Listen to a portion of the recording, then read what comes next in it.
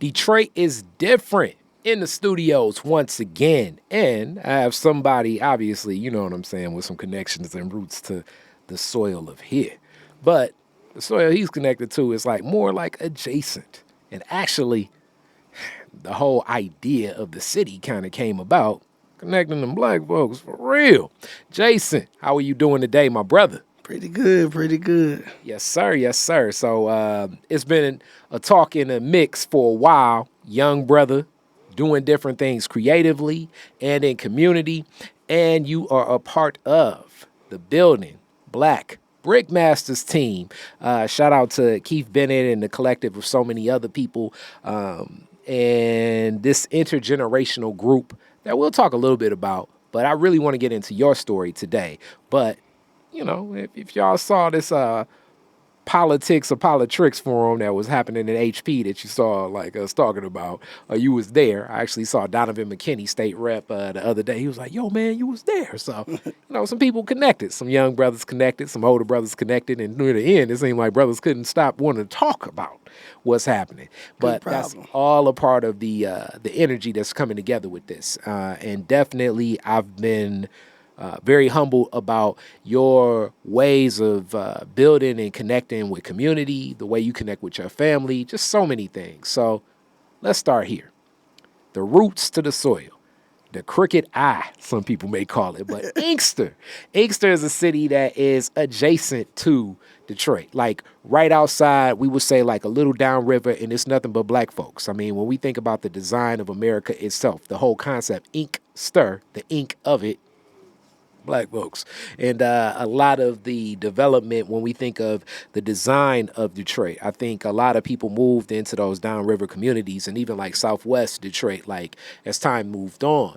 But how did your family get about there? How many generations deep? What was the story to get y'all to Inkster? So we are actually three. Well, now it has spread over, but initially, so we're probably about 6 generations now. My father is one of the youngest of 9 children. Wow. So my grandmother actually had a second set of children at 45. Okay. Shout out to grandma. Right. So he is the oldest of the second set.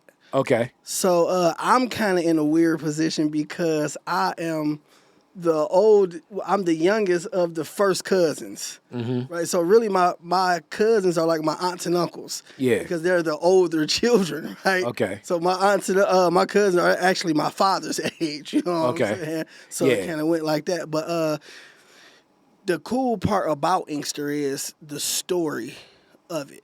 So even before we go there, where before Inkster did your fam come from? Alabama. Alabama, what parts? Alabama. Montgomery, Selma, Lower Alabama.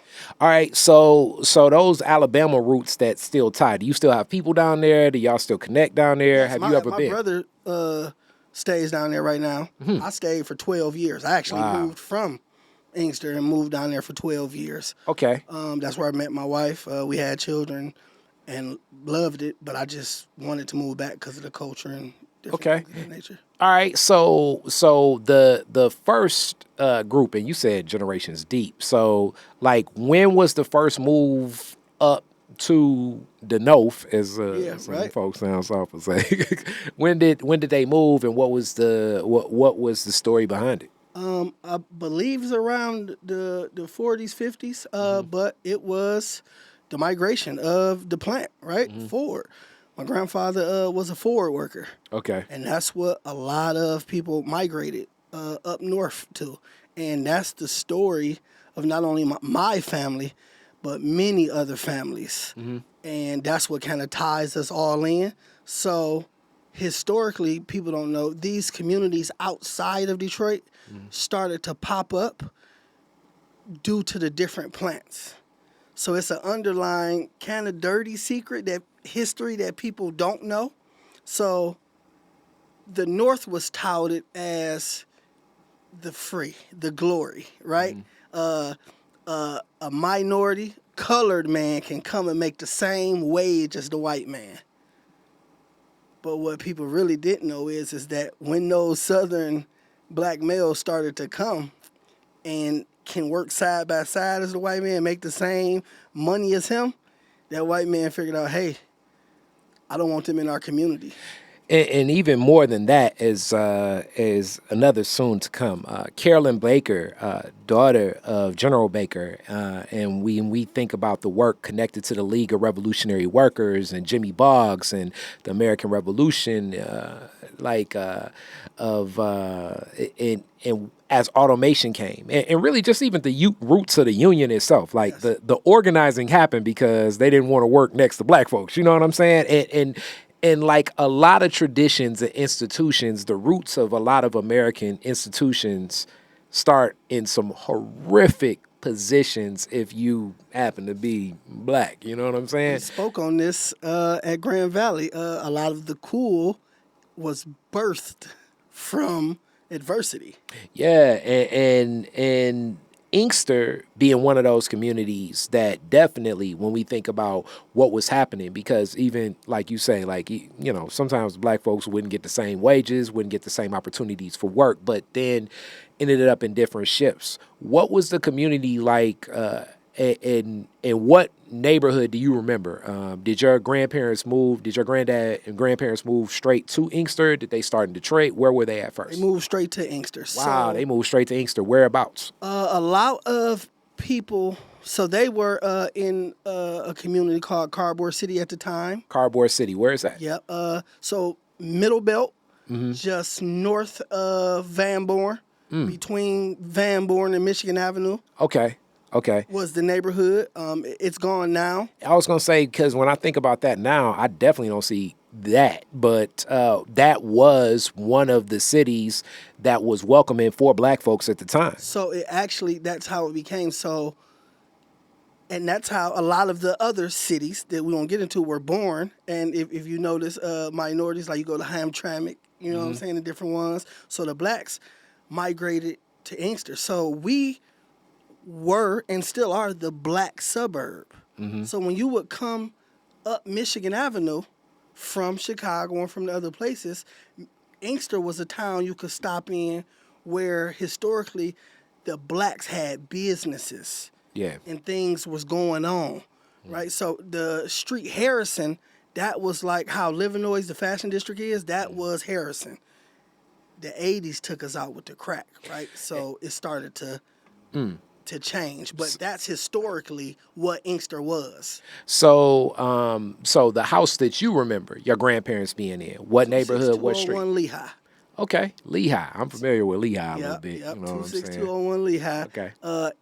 Infamously, it runs into baby Saigon, as everybody else call it. But my grandfather bought a home, raised his children in it, shopped at Sears, real proud black man coming from the South. Had my older set of uncles had really experienced that racism. Even back then, we are adjacent. I mean, right next door to Dearborn Heights. It's a park a quarter mile from the house that I grew up in. I never went to that park until I was an adult male. So Because it was on the other side of Beach Daily. So as you talk about Beach Daily, we're so used to talking about thinking 8 Mile, but one of the things that does loom very large in any mind of a lot of black folks, as we know, Dearborn is for when I was younger and for most of the time, really we would consider the heart of what the Ford family created as things expanded. Close to me is Highland Park, another city within a city that's a stone's throw, and that's the first place the Model T plant was. And then as times went further, the Dearborn campus became that place for the executives and the working man and their families. And it was just always known a tense thought process. And I mean, even kind of to this day, like you a black man driving through Dearborn may not be the best thing for you. And as funny as time has gone, that has also become now coincide the largest population of Arab Americans live in Dearborn too. But me coming up, I remember even this is going back, but the Lord and Taylor incident of Fairlane Mall, which is in Dearborn, and Fairlane Mall's always contentious relationship with younger black patrons, customers, and just black people in general. It's always been kind of rocky. You being so close to even a step further from Dearborn Heights. What was that like, for you growing up? You talked about your uncle. What was it like for you growing up knowing it's like, damn, I'm not supposed to go here, even though technically it's a public space? So it was a really weird situation for my generation, right? Because we were the first generation where the Middle Eastern population started to migrate and really started to lay roots, right? So we remember the first hijabs and things showing up at school with us. And this was when, like you said, Dearborn was a all-white city. The way Inkster was set up, due to my house being closer to Dearborn, we actually went to Dearborn High School because of how the zoning was. So we didn't go to Inkster High where everybody else. So it was a weird combination because to see Inkster, I saw all black. Right, so I never really experienced or saw like the racism that my uncles them talked about because I saw nothing but black people. I saw black plant workers, pediatrician, lawyers, the mayor, the police was black, right? So I saw a thriving black city at that time. But then I go to school over here in Dearborn Heights, and it was a total different story. And we would have to, equivalent to 8 Mile, you got to get back on the other side of the beach daily when you get out of school. And this was all the way up until the late 90s. Wow. So let's talk a little bit about your parents' journey. What were your parents doing? What do you think kept them in Inkster, in the area? What was it like in your childhood? Community. That is where you see now my life's work because I remember a different Inkster. I'm the boy that the community produced, right? That proverbial village raised me. We talk about Lehigh, I had been in every single house from, block to block. Intimately knew these people, like not just as my neighbors, as my family. I couldn't get in trouble because I would get in trouble all the way home. I just couldn't. That's how it was. Everybody was my uncle. Everybody was my aunt. So that's the Inkster I remember. Because these families had migrated, now it's progressed, right? Because economics didn't change, more money, people didn't moved in and out. But we always laugh like, hey, everybody in Inkster's family, because originally it might have been like 10 families, you know what I'm saying? You knew the Frenches, the Barthwells, you knew the Johnsons, you know what I'm saying, the Frasers, you knew these different people. You might got some Inkster family out there. So because of that, that's what a lot of people still stuck to, them roots. They had bought homes, was able to acquire property. And that's how my parent, still stayed. He actually, my stepmother has been around so long. I don't remember meeting her, right? So I just got 2 mothers. But she's from Detroit. So I remember actually being a teenager, fighting because at that point in time, Inkster had started to get bad. And my father had started to mature and grow up a little more. Shout out to my stepmother for, helping that process along. And she was like, we got to get out of here. I didn't see it as being help at that time, right? So I'm like, man, you a sellout. You trying to leave the hood. This is where we from. This is where the family at. And they ended up getting a house on 7 Mile and Outer Drive. And I despised him for it. I ain't going. I'm staying here because they still owned the house, right? I'm staying here at the house. And he ended up buying another house out here once they got older. He ended up buying another home and settled in beautiful home in Inkster. But it's just the allure of the family is what keep you there. So now I guess let's get more into your journey. As you talked about Dearborn Heights High School, I kind of was walking the path. I don't know if people know, like in my life journey, at one stint, heading to truck school, I was a Pizza Hut delivery driver at the Dearborn Heights Pizza Hut on Michigan Avenue, not far from Telegraph. So every every Friday, I remember we would deliver, I, they would prepare maybe about 45 pizzas that would get delivered to the Dearborn Heights High School Robichaud. through the group of the moms that were a part of the moms group. And I speak to this day when I talk about the pouring in of like community inside of a school. So this wasn't like a collection of like 4 or 5 moms or even 6 or 7 moms. This was a collection of about 60 moms that had things so organized, and pizza was just only a part of the every Friday menu. This was maybe around the time 2000, and I'd say maybe 4, 5, maybe like 3, because this is Rasheed Wallace Pistons era. So like, yeah, maybe like 3, 4, something like that. And it shocked me to see this many moms having I guess like the households with the expendable income where they can be this present in a school and a collective of that. So I walked into that school and I was already like, this is different. Because the way that I would get bossed around by the different moms of take it here, do it there. At school, we didn't experience the racism at all. So, but can you just talk about just the dynamics, not the racism as much as like, what was that type of school like? Because I can only imagine just that presence of community changes the dynamics of the school. So it was, for us, it was really culturally diverse because it was almost, and to go back and forth,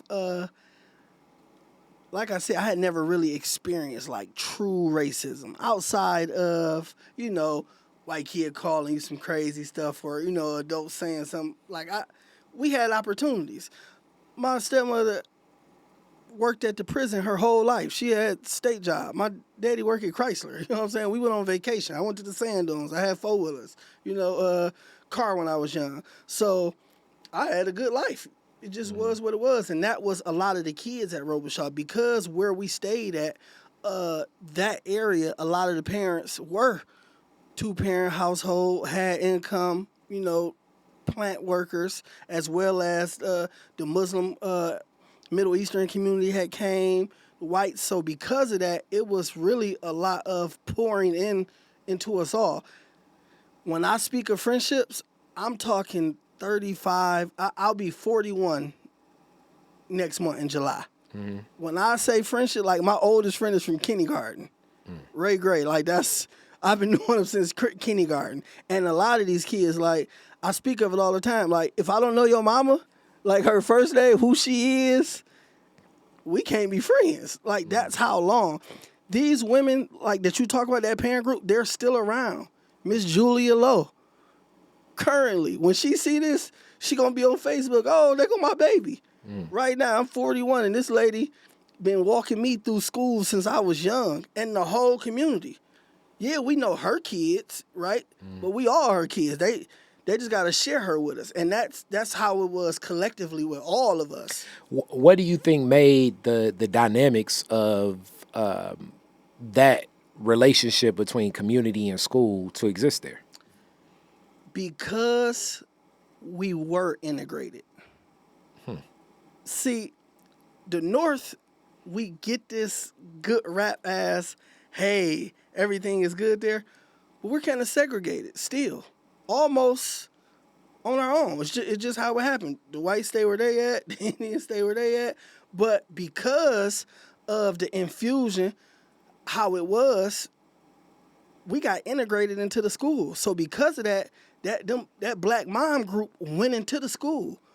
They started to become lunch ladies. They started to become teachers' aides. They started to become hall monitors. Right? So by the time I came, it wasn't an experiment no more. It was already going, right? But to hear the other generations, it wasn't always like that. When the first generations of blacks went over to Robichaud, it was bad for them. So that's when, like, my grandmother was a lunch lady. I hear the other ladies talk, you know what I'm saying? So by the time I came, it was fully rolling. The group had already started. But that is what caused it. They wanted to be there to make sure their kids was taken care of because you did have these kids going over to this all-white school with all-white teachers. But by the time I came, it was a mixed teacher group, principals, the junior high was upstairs. So it was a senior junior high school. The junior high principal was a black woman. And high school principal was a white male, but his son was the football coach. So even within that, it was routinely where you would see father and son, or like within the school district. So we just knew them people. All right, so we're going from your high school path. After high school, where are you looking to find your footing? Where are your interests? What are you pouring into? Where's your time? Because we're speaking of community. What about you? What was your passion at that time from high school graduating? So for me, I'm just gonna be honest. I was the one who, which is why I pour in so much now. I kind of had a wayward path, right? I went in and out. On one note, so I spoke of my father and my stepmother. Only child. I'm raised at the house. My father had another son, but he moved to Alabama. Him and his mother moved to Alabama, right? So I was raised by myself. I pretty much had everything. But at my mom's house, I'm the oldest of 11 kids. So it was like a different type of struggle over there. Got all the love, different, right? But my position in the family was different, right? Because I had multiple siblings up under me. My mom got 2 sets of twins. I remember it was me, and then like instantly it was like 6 of us. You know what I'm saying? Like just happened like overnight, and like stair steps. So because of that, I had 2 different roles, and I always say it now, poem, product of my environment. I was part of that 80s, 90s group, right? So although I had parents that were working, doing stuff, the street that I stayed on, Lehigh, was the street over from where it turned into Dearborn Heights. During the early 90s, late 80s, we was the first street for the white people to come over and back crack. So before we even get into that story, I just want to talk about what was it like as a child, you think, to see one reality living with your father at that house versus another reality living with your mother at that house and sharing amongst the resources, and then looking at your brothers and sisters like, okay, one second, this is, because you kind of basically are looking at, yes. Survivor's remorse. You don't learn that until you get older.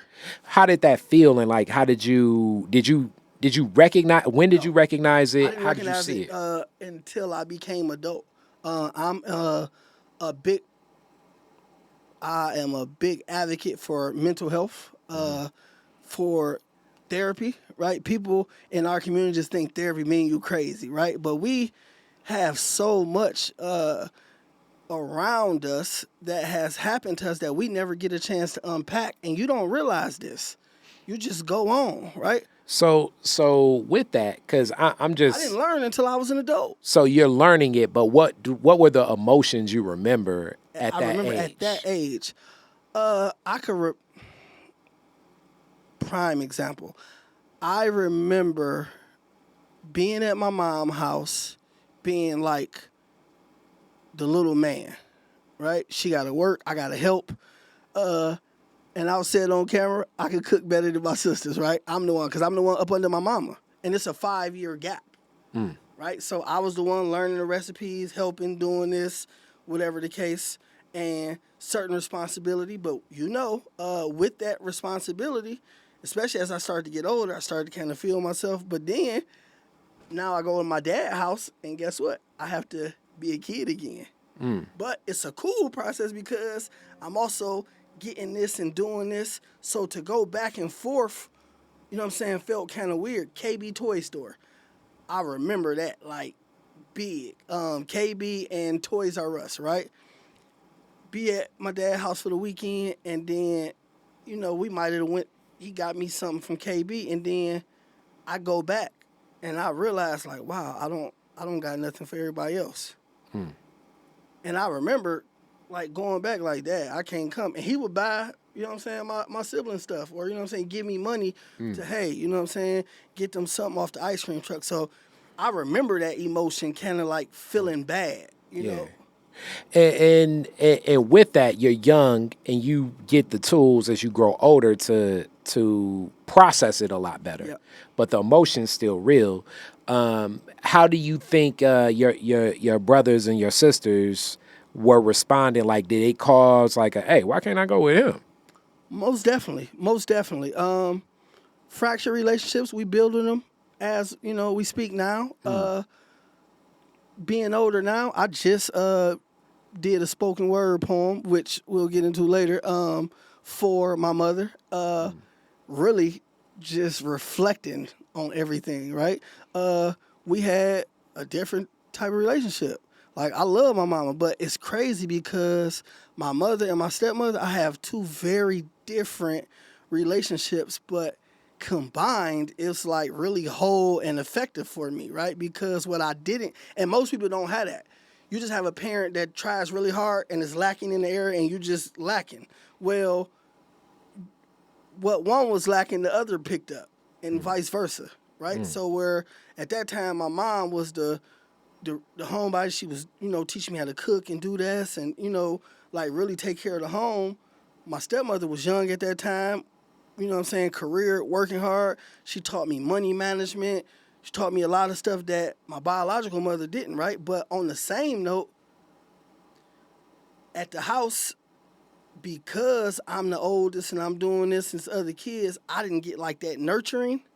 But over here, I'm my stepmama baby. You know what I'm Yeah. saying? She like, come on. And to speak of specific emotions, I vividly remember now, and like I say, being able to unpack almost being mad at my stepmother for loving on me. Wow. Because I wanted that from my mom. From the mom. You know? Yeah. And I didn't realize this to getting older. You know what I'm saying? Like I say, that's, if you hear me speak, you'll hear me say Trina.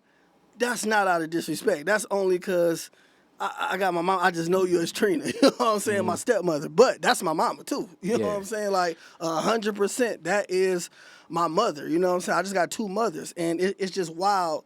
Now I'm able to unpack and understand them dynamics. But I remember going through them teenage years where I was like, you ain't my mama. You get on my nerves. Mind you, she a prison card, so she kind of harsh with her exterior. You know what I'm saying? But all in all, I'm blessed to have both. So, so as this is happening and growing, and you even have echoed that a couple of times, like between the responsibility that you take on of feeling like, okay, I play a stronger role in my brothers and sisters' lives. Did your mother like explicitly ask of you to do that, or was it just one of those things where you saw the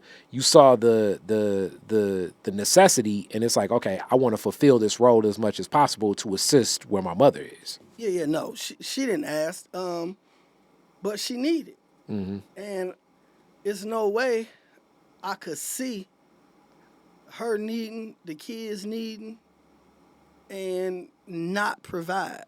Me and my father just talked about this not too long ago, because at the time, I didn't like it, and I resented him for telling me that, you know. But he said, because I had started to get in trouble, started messing with drugs, doing stuff, you know, and I was at my mom's house, and he came and got me. Nope, you coming over here. And I got to help, you know what I'm saying? My mom, I don't want to be over here, this, that, whatever. He said, the best thing you can do is work hard now and get yourself in a position so you can help them later.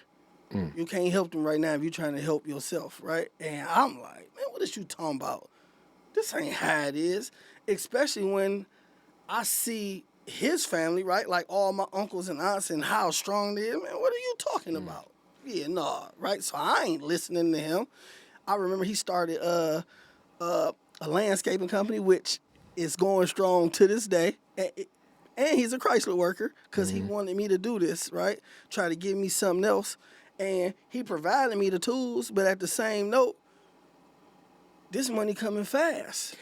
So let's talk a little bit about that, the street life, and for people that know, like Inkster, you know, hence like I even led with like, you know, they'll say the crooked eye, you know, Look at like that. you feel the energy shift. Like you driving down Michigan and it's like, okay, something changed. You know what I'm saying? The same way, like, you know, you driving down Telegraph at certain points, you feel like you in Taylor, Oh you know, yeah, or for sure. Taylor Tucky, as Taylor they call Tucky. it. Oh yeah, you But versed. I mean, I was You well delivering versed pizzas in over there. it. Like Yep. I knew I had all the runs in Taylor and all the runs in Inkster. You know Taylor what I'm saying?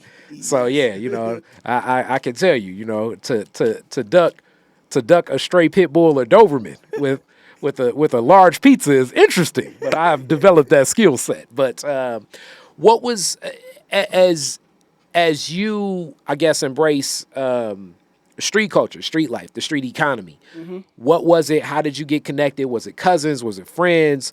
Because you're connected to this in a different lane per se, because you kind of are into, you know, you kind of like in the Tale of Two Cities. I'm in the Tale of Two Cities. When Mr. B hears, he gonna be like, "Oh, that Jason," right? But I always say it, and I use the term loosely, only in the environments where I need to use it. But it's specifically for me. I always say, I'm a half a hood nigga, right? And I embraced it as I got older, right? Because just not too long ago, I heard one of my fellow brickmasters, my brother Rodney Fresh, said that he was no longer going to be embarrassed for having a father, right? So I always, and now I'm fully into that, and that's what helps me be in these certain spaces, right? Because I was raised right, right? I had the tools. I chose to kind of go a wayward life for that period of time in my life, for specific reasons. But on the same note, I still, because of the time I grew up in, the older ones was like, no, until I was just out there. And then they was like, okay, if you're going to do it, it got to be like this. So I was still like insulated and protected. It seems crazy, but I break it down now. And this is why I help so much now. And I mentor the youth, because I realized in their head, they weren't doing wrong. They were only giving me what they had to give me. They didn't have carpentry skills. They didn't have plumber skills to say, hey, come on, do this. So they taught me what they knew, but they still protected me. Hey, don't do this. You don't need to be doing that. Don't you be, you know what I'm saying? Don't be out here being like, and I know that sounds crazy, but it was different. And I realize now, being grown, and I wasn't comfortable. So this is the thing. I'm too clean really to be over there, but I'm too dirty to be over there. And I didn't understand that dynamic. So in that same zone, like I say, like your entry, like what age we're talking, like how old are you? What's your entry? 16, Like you know, I 16. kind of, yeah. And it was crazy, like on the movies, because I got a strict father who owned me. So I'm hiding that I'm selling dope, right? He would have been crazy, but because of his ties to the neighborhood, people was telling him, Because yeah, he's from Inkster, you from the town. So and they it's like, hey known. man, Yeah. you know. So I always, it's crazy. I always make the comparison of the scene in Boys in the Hood where Angela Bassett pulls up and she drops Trey off. She say, look, I done raised you as much as I can. It's time for your daddy to teach you how to be a man. So I would go over my daddy's house on the weekends to Lehigh, because after my grandmother had passed, he had the house. So that was the constant, 26201 Lehigh. That was the constant house. Whereas my mom might have moved around a little bit, I was always there. Lehigh was a constant. So when I would go, I knew all the kids on the block. But this time it wasn't summertime, right? It was school time. And I remember my friends being across the street. They a couple years older than me, the old guys, and they actually my son is named after one of him. He passed away, my brother Antoine London, but I named my son after him. I remember they like, "What up, Jay?" It's kind of like Doughboy and Ricky them across the street, and I'm like, "Hold on." Dad had to go talk to me. Him and my mom talked for a minute. Took my stuff in the house. He gave me the spiel. She left. I went back out like I live here now. You know what I'm saying?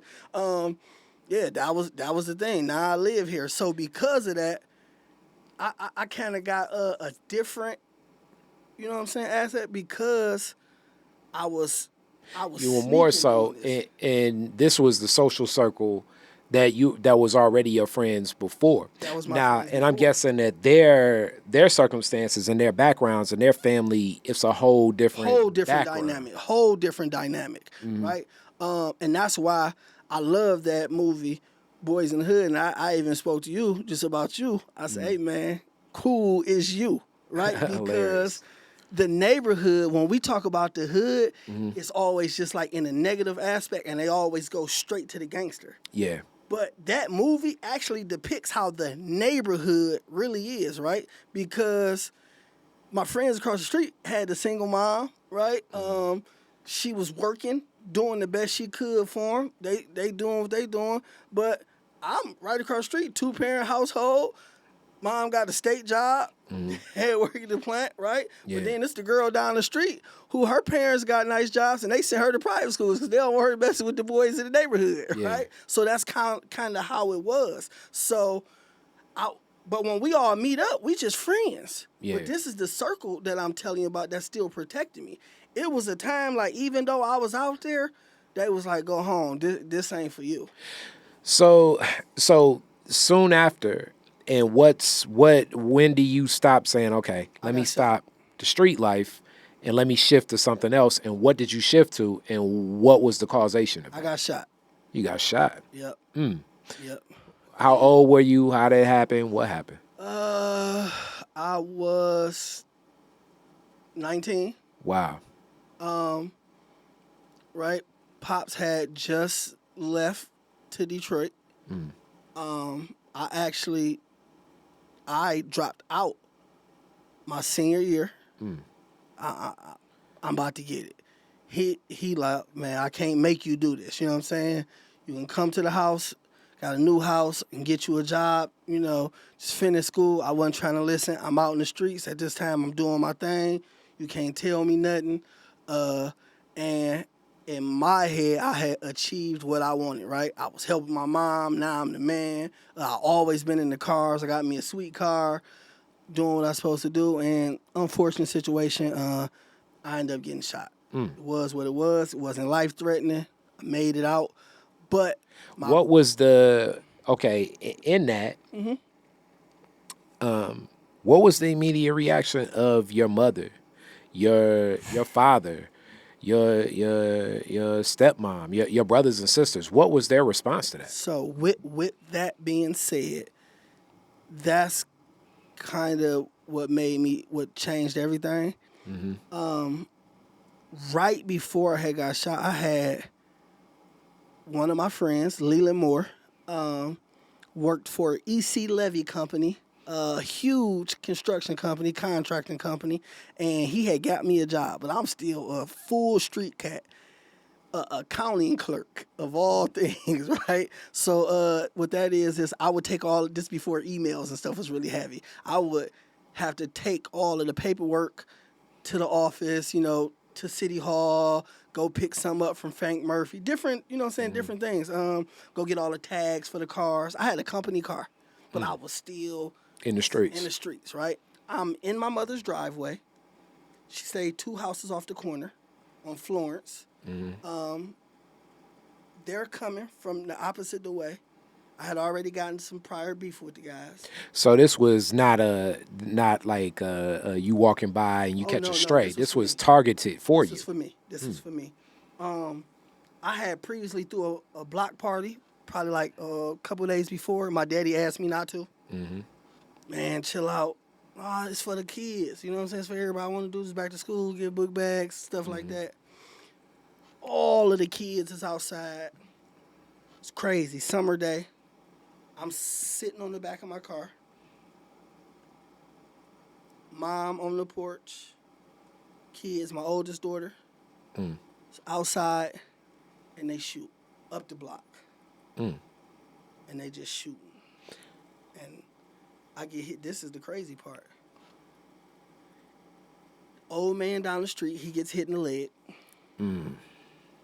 Non-life-threatening, none of the kids get hit. But the house next door to my mama looked like Swiss cheese. Yeah. I immediately just see them. Yeah. It's not like on the movies, right? You don't boom, shoot, right? I had my gun on me because that your first response is not to shoot. Your first response is to get away and then shoot back. So I'm trying to get the kids, get my daughter, my mom, getting them, and they're like, "Oh my goodness, you hit!" I don't even know I'm hit at the time. Because the adrenaline. The adrenaline. I called my dad because the guys had actually rolled. I saw him earlier. Tell my dad, yeah, because he kind of know the beef I was into. Yeah, I see these guys. You know what I'm saying? Just letting you know what's going on.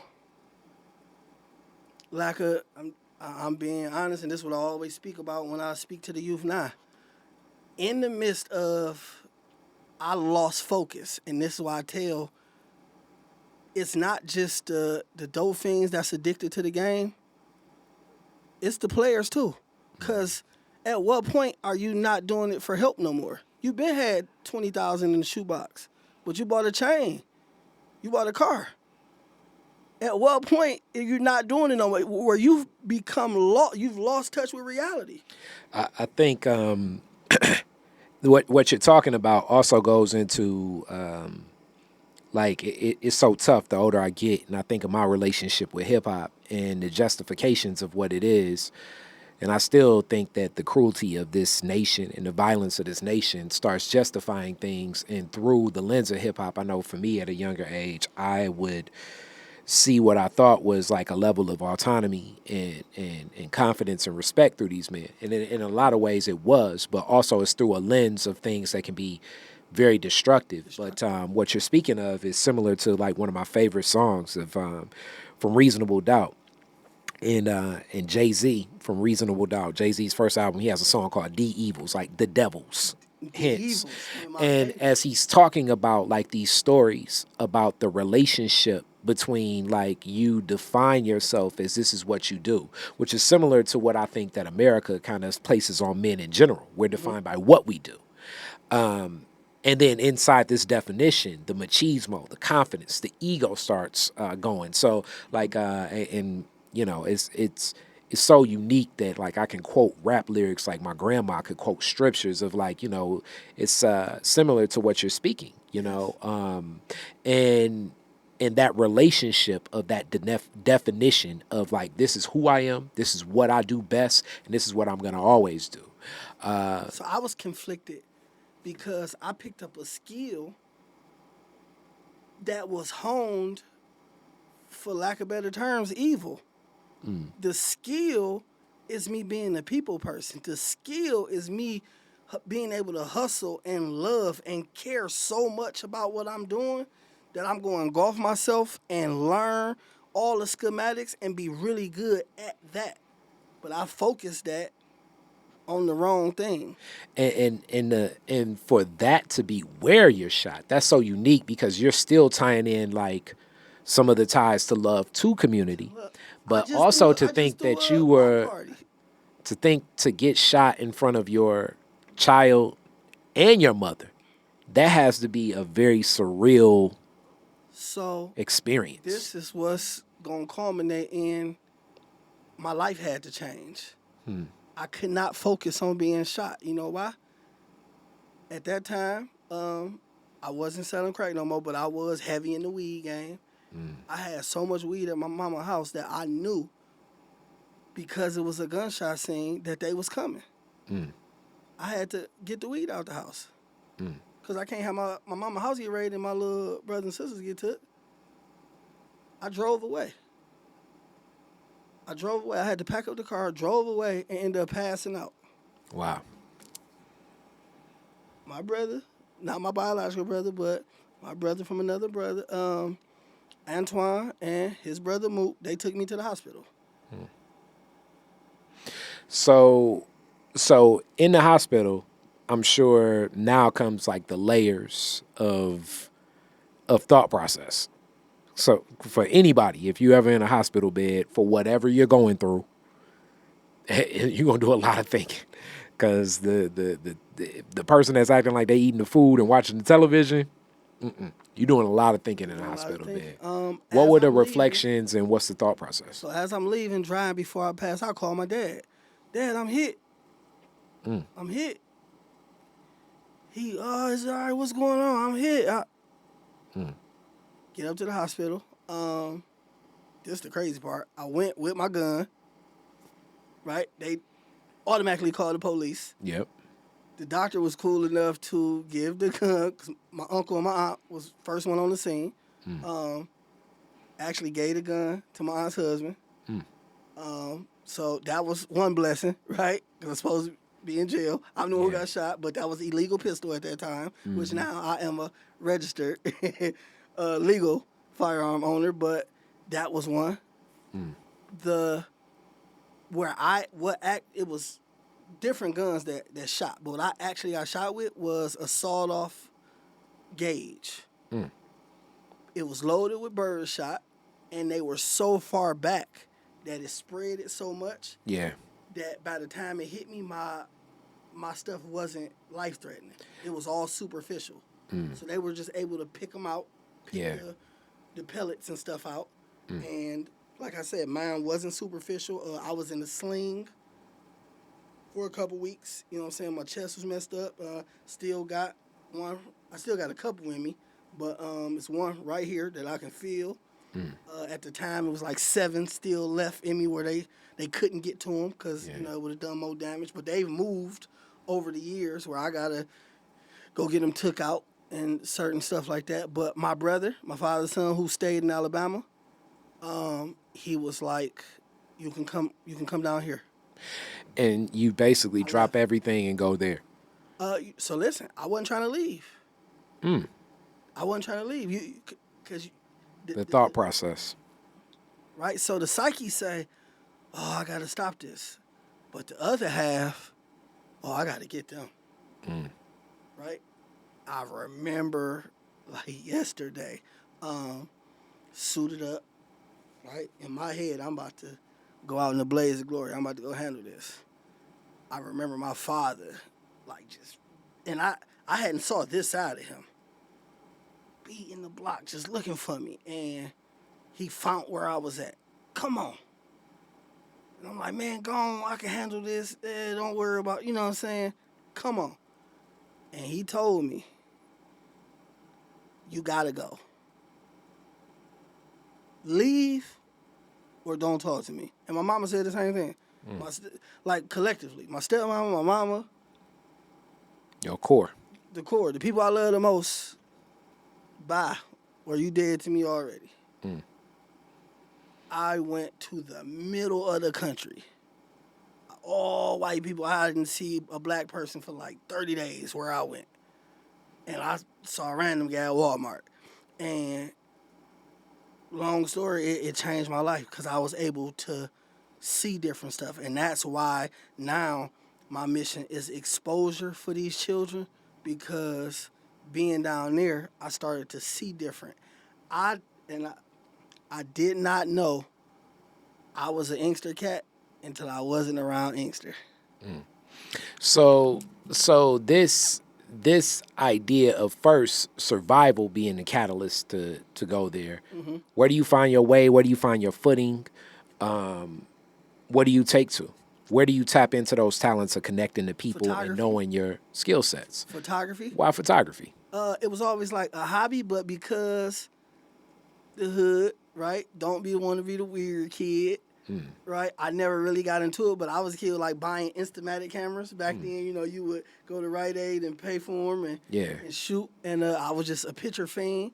Old man David Vansel really just took me up under his wing, and he bought me like my first set. Older white man.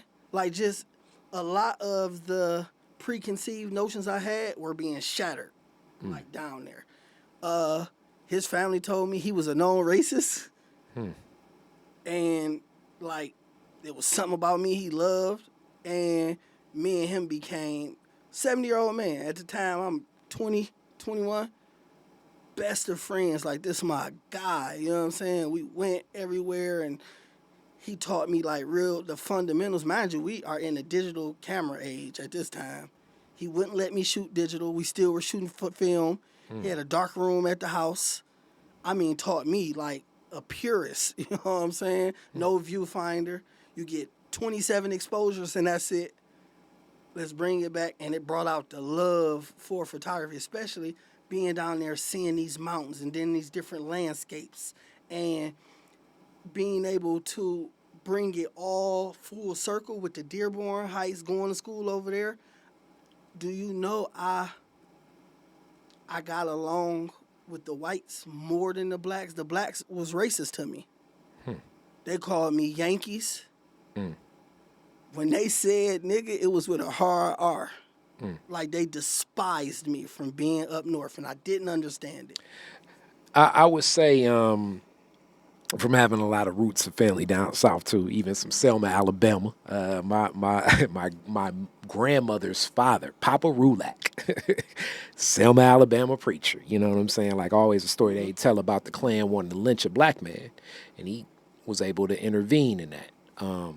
But there has been a sense of exceptionalism in the separations that do exist in our communities that I think stand out.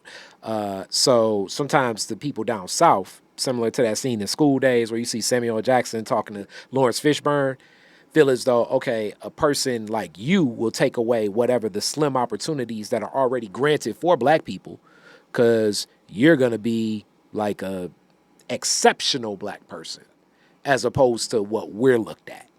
And this divide has been wedged, as we know, between the South for people that travel there for eons, especially if you get further away from like city folks like in Atlanta or Miami or but like if you end up in like a Tuscaloosa or But I want to offer them Thomasville or something, So to stick to my brickmaster roots, right? I want to offer my southern brothers and sisters grace, right? Yeah, and that's all. That's all. what we speak on is that intergenerational connection with the brickmasters. So I guess it was destined for me to be a part of the brickmasters because I've always identified and kind of went towards the older men because I liked it, the guy. Interesting. So it was a man, Mr. Jerry Smith. I had got a job at Tyson Foods down there, Tyson Chicken, the poultry plant. Yeah. I actually worked at a poultry plant for a while. Man. So that's I some got hard work. A lot of experiences, That's right? some hard work. But he explained to me why they were treating me the like divide. that. Yeah, and it became full circle. So think of it in this nature. When we hear like the true racist people speak, they always speak of slavery, right? Oh, that was 400 years ago. You're right. But Jim Crow was 30, 40 years ago, right? It wasn't that long ago, especially down there. So it might have ended, but stuff still hadn't progressed, right? Yeah. So think of this concept.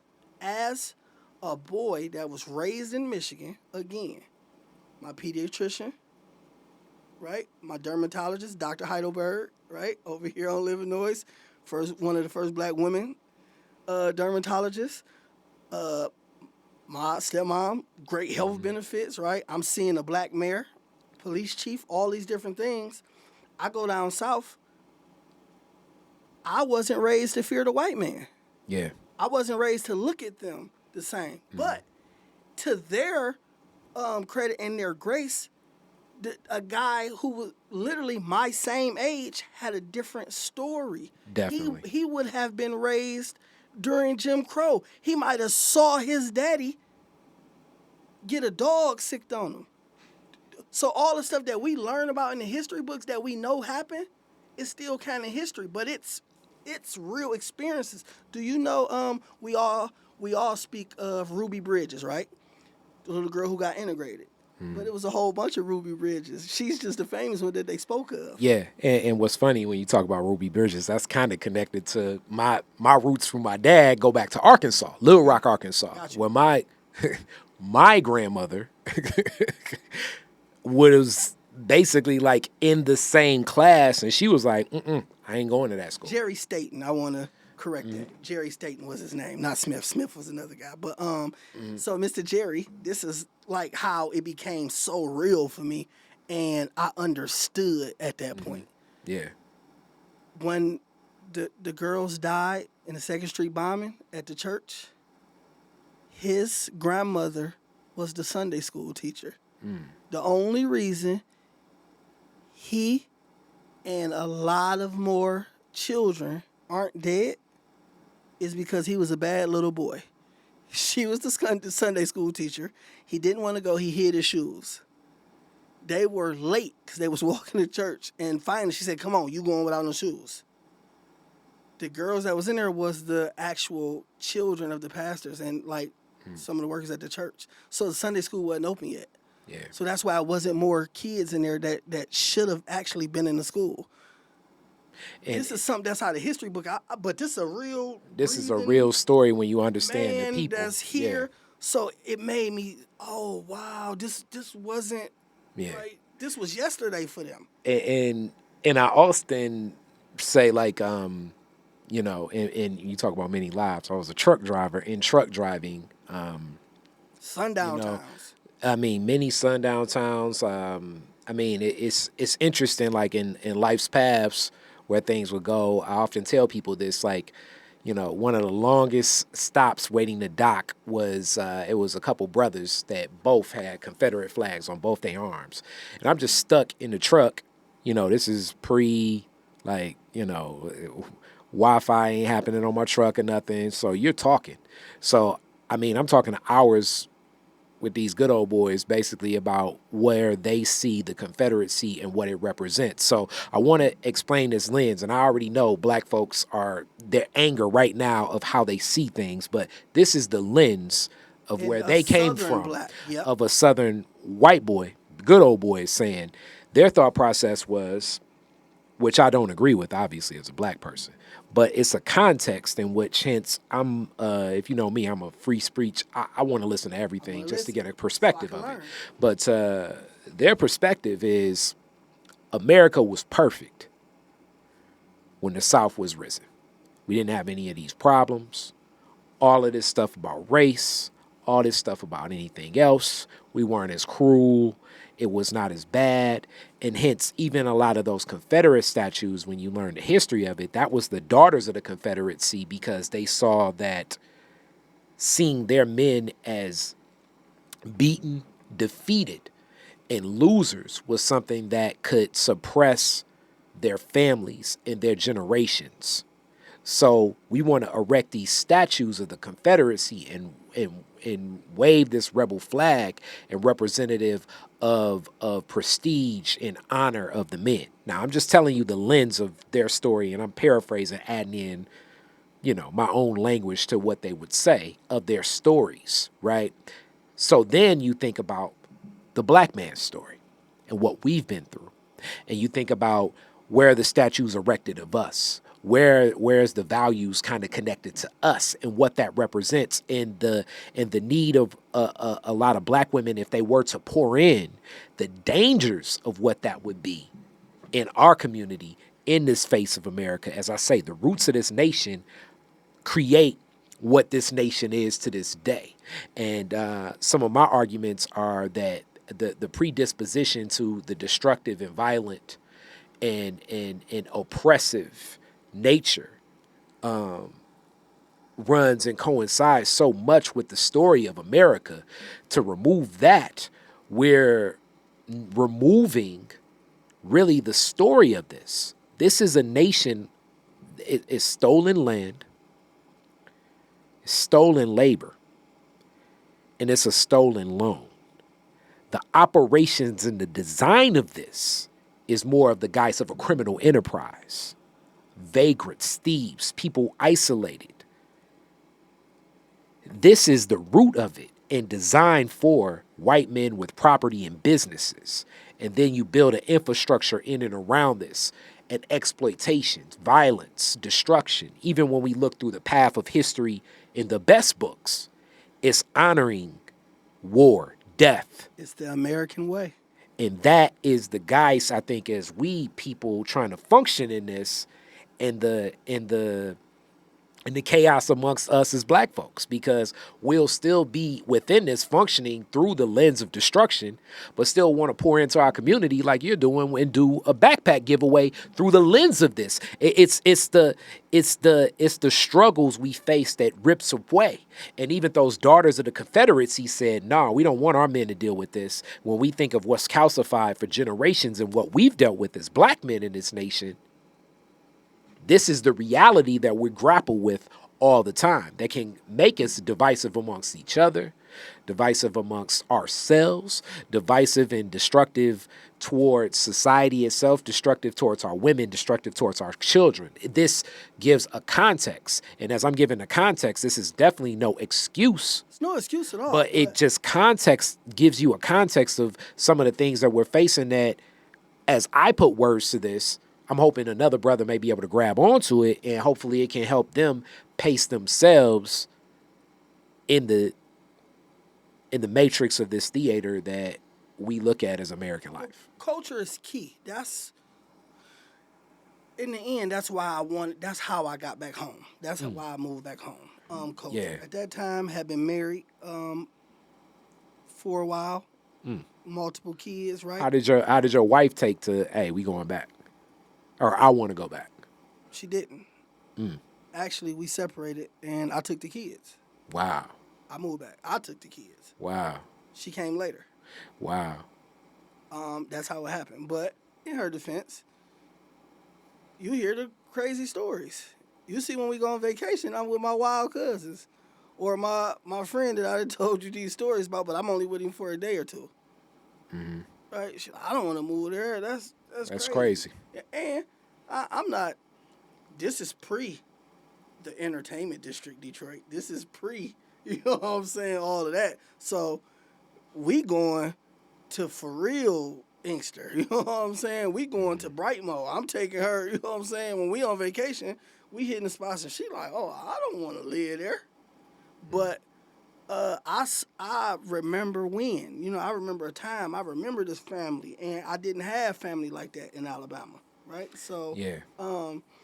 Funny story, my wife is actually Polish, right? So for all intents and purposes, she looked white, but when I met her, she was a full-blown Mexican. But that's because she went to live with a Mexican family when she was really young. And she wasn't around her family, right? Her mother went to prison, and she went to live with this Mexican family, and they raised her. So she don't know how to cook no American food. The stuff that she know how to cook, I done taught her. But at the time I met her, she's fully bilingual. She was watching the telenovelas, right? The stories, but the Mexican stories. Telemundo, the music. She cleaned with Pinoline and the whole night. I really thought she was a Mexican. So even in that culture honors family in a different way, and especially fathers play a role. If anybody has, and I've had only a couple, but I'm gonna welcome on a couple of my Chicano brothers that represent here. But fathers and family play different roles out what I've witnessed in Big Chicano time. And the brothers, just the male structure of the family, right? So that's what I came up with. Now I want to preface my comments because I don't want to, make nobody mean, but this is like the story of love and how it triumphs, right? So I remember telling my daddy, my uncles, them, you know what I'm saying? Like, hey man, I got this Mexican chick, you know what I'm saying? I promise you, she told me she white, but in my head I'm thinking like she mixed, you know what I'm saying? Like the mama white, you know what I'm saying? You got a Mexican daddy, whatever the case. I saw this baby picture and it was a white child, right? So I'm like, oh, you white, like for real, right? So it's funny. So now my kids growing up, right? And me and her talk, like, so the difference with her is she never really been around white people, so she wasn't raised white. So her even view of white America is not the same. It's from a Hispanic perspective. And fast forward, we've been together 18 years, right? So now it's through us, you know what I'm saying? So she will spot racism more than myself because I'm used to it. She is like, no, you know what I'm saying? Like, you don't see how they treating you? Whereas I'm like, Don't worry about it. You know what I'm saying? So it was a wild dynamic. But it's crazy, as pro-black as I am, like right now, she right out with a white girl, it's hilarious. You know what I'm saying? Like the story when you get to know us. But race is like a hot topic in our Yeah. household. Yeah. Big topic. When that was one of the things that prompted me to move from down south, right? So the whole time I was there, Obama was in office. I remember when Trump ran, like he started the process the first time, things changed. Like the I'm guessing South like that instantly. No, the because South will rise again. so for people that understand some of the the premise of even the "Make America Great Again" phrase goes into some of what I was talking about, the brothers with the Confederate tattoos on their arms, of the thought process of things were great before. And this was actually a symbolism from one of the best, I love marketing and stuff, campaign commercials ever from Ronald Reagan, as much as it's like, ugh, Ronald Reagan. This was a Ronald Reagan re-election campaign concept. And Ronald Reagan was one of the first candidates to lean into what we would call the Dixiecrats. Because at one time, the Democratic Party was, the way a lot of people look at the Republican Party, extremely racist. So when we think of the racism that existed in the American South, these were many Democratic. These were like many Democratic elected officials, because the whole concept and the thought process of Ronald Reagan is like, I can lean into with what they call dog whistle language, hence a dog whistle you don't hear, meaning I'm going to say the right phrases without explicitly saying. Hence, by saying "Make America Great Again," it's like, okay. And then when you black, it's like, when the hell was America great? When you say I'm conservative, it's like, you conserving what? You know, so these are the thought processes, There's and many hence the fine dog people. whistle. Fine people raiding the Capitol right now. And all of the thought processes, you know, like that go along with I this. remember one of the first incidents that took place during that time. Black family was having a picnic. White boys in the truck, pickup truck with the Confederate flags, drove through their picnic. Damn. Actually hit a little girl. Wow.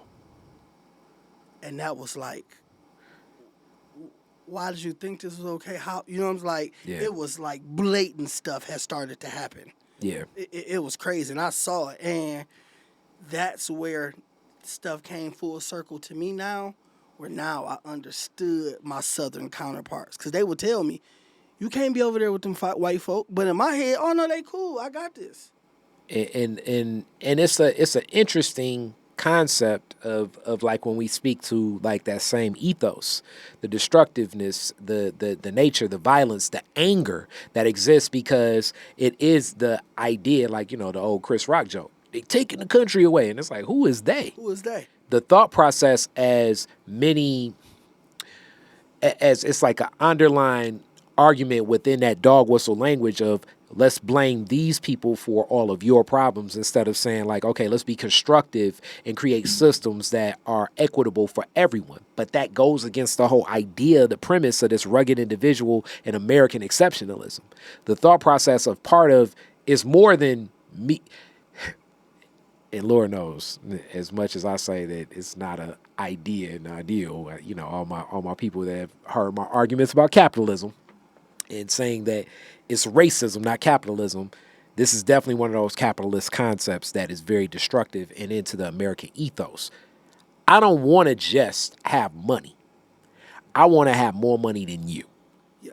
And I want to see you in a worse position than me. This is one of the ideas and the premises that like underlines It's a seed. It the may not be idea said. of what success is Yes. in America. You want to lord yourself over. Hey, Yes. this is why my Yes. chain is bigger than yours. Yes. It's not the fact that you got a chain too, congratulations, but mine's bigger than yours. It's the whole, yes. And I mean, and when we say this, it permeates throughout the Yes. psyche All the way down. of everyone. You know what I'm saying? And hence that's why you can have a billionaire be on a podium talking to a bunch of people that, you know, probably make $30,000 a year and talk about the tax breaks are bad to the rich, because the thought process in America is that one day I'm going to be a billionaire. And when I'm a billionaire, because I know I'm better than the rest of these people I'm standing next to, I need them tax breaks for me. Like, and it drives a lot of other people that think more communally, like, how do you relate to a billionaire in the first place? Mr. Mr. Jesse, always would jokingly refer to me as Sammy Davis. That's funny. And I say, due to my age, what do that mean? You know what I'm saying? I don't look like Sammy Davis. He said, oh, because you wanted them exceptional niggas. Boy, I done told you. Because at the job, I would give preferential treatment. I wasn't on the line. So it's not like I'm light-skinned or, you know what I'm saying? So I didn't understand. He said, you know how to act. You was up there. Look at you. You well-spoken. And this You ain't gives... like down here. And I understood that because listening to my black counterparts say, hey, you can't be over there, right? Because I'm in the mountains with my white friends. They got boats. We bass fishing. I'm doing all type of stuff that I, as an Inkster kid, I never did, right? So I'm enjoying it. But when Trump started running, do you know they would say stuff about the other blacks and be like, oh, not you, Jason, them. Yeah. And that's the thought What process. do you mean, not me? Yeah. I am them. So coming back, I know, and we're running on time, but I do want to, coming back, things are even different here. I mean, it's different when you visiting, coming back is different than Different. living. When I came back, What was the feel like? I saw the need. People were in the same spot that I left. Wow. them at. I mean, like literally doing the same things. Like I can catch my guy still at the park. Like, wow. Like I've been gone 12 years and you was here before I left, you know? I had a chance, the rec was opening, the rec had closed previously, that I grew up affectionately loving. We had a chance to open it back up, me and crew, and we did it. Worked for low pay. At first, it wasn't no pay. We volunteered At a recreation center. at the recreation. We brought What it type back. of because also at the pulse of like what type of families, what were the ages of the parents, what type of kids, what was pouring It was in? a community effort, from old to young. Well, not to get it open, but I'm saying as it was As it was there, functioning, as it who was were what functioning. were like the So parents it of the it kids? doubled as a senior center as well. Okay. So you had the hierarchy of the matriarchs there, That's cool. but then you had the middle-aged group that were coming because we didn't have no budget. So you had retired teachers like, and that was my hustle.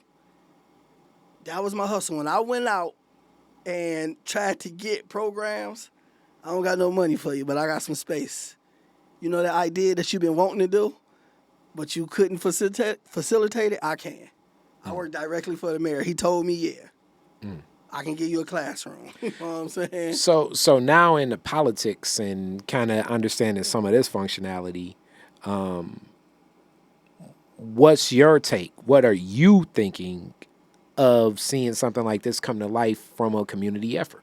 So for me, and I spoke about this at Politics is Politricks, I was one of the ones who, prior to Obama, I never voted, didn't care. I'm like, this don't affect me. You know what I'm saying? Like, never trickles down to my community.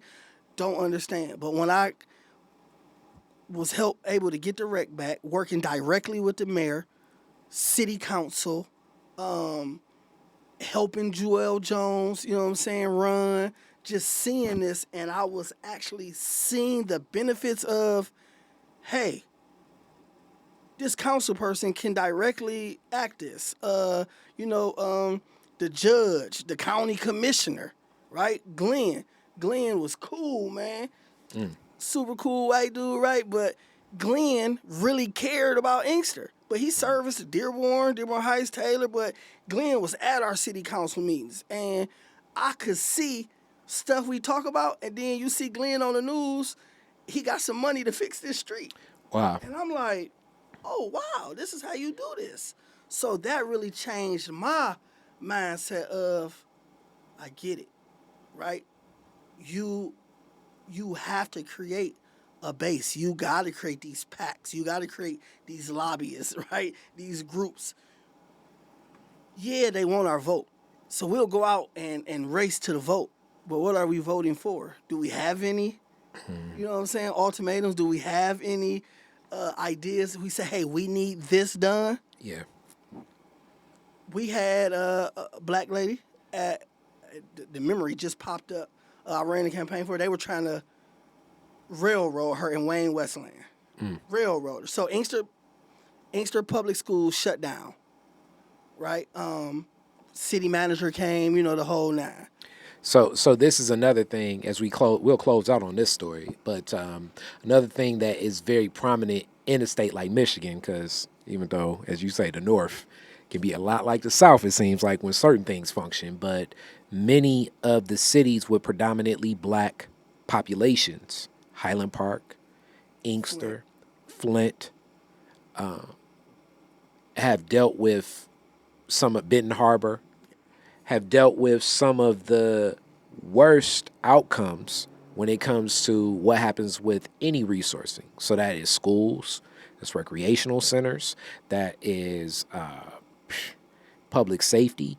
So when we think about what's happened in these different cities, even Detroit itself and what Detroit has dealt with, the reality of black Michigander versus white Michigander based on where you live has been a completely different reality of things as common as schools not being inside of cities. Not being inside the city. So to end on this, so school system shut down, right? Inkster public school system. If you lived on one side, different, right? Because we always historically went. But Inkster is being raped of their resources and used purposely, right? I don't care because I don't work for the city no more, right? So I can now say this: Starfish. Starfish is one of the biggest culprits, right? Because and companies like them, Inkster is only 4 square miles, 3 sets of projects, right? Per capita, high crime rate. And if you so the actual demographic is insane when you look at the numbers.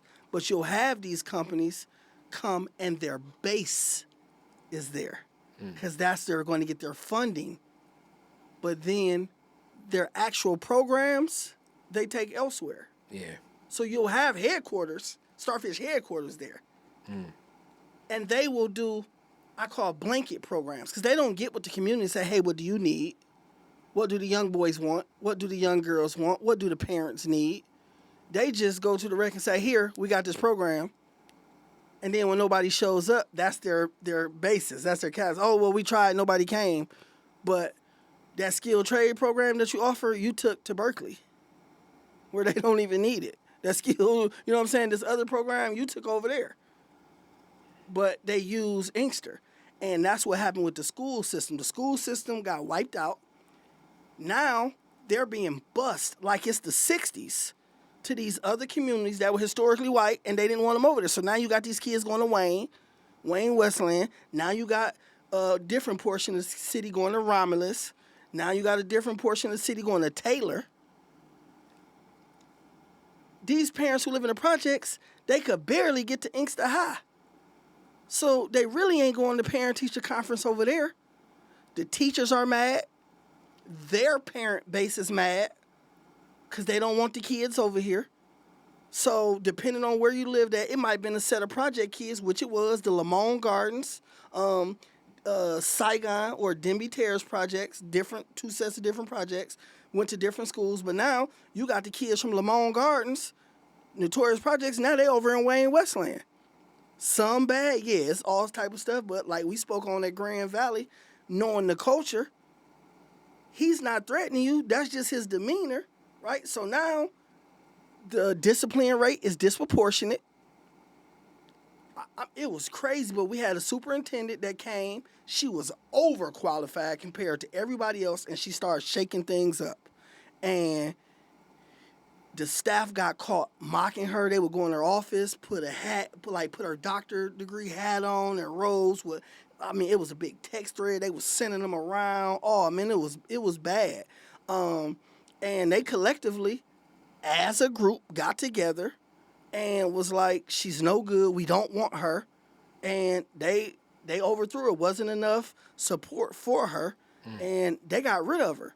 But that's what's happening. You got these kids at these different schools with no support over there, and it's like desegregation all over again because where Inkster sits, we're the only black suburb out. If you think about it, it's Yeah. Romulus, Dearborn Heights, Westland, Garden City, Taylor, Yeah. Southgate. Wayne, and there's some black folks out there, But it's a the whole exceptional ones.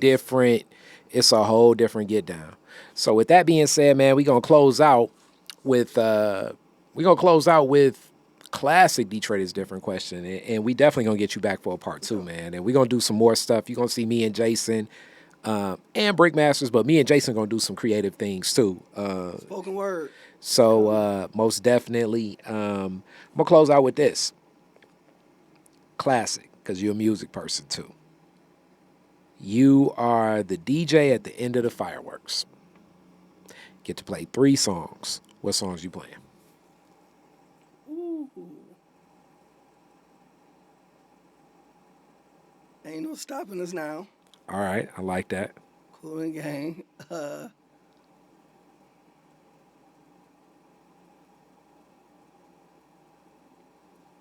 So for me, I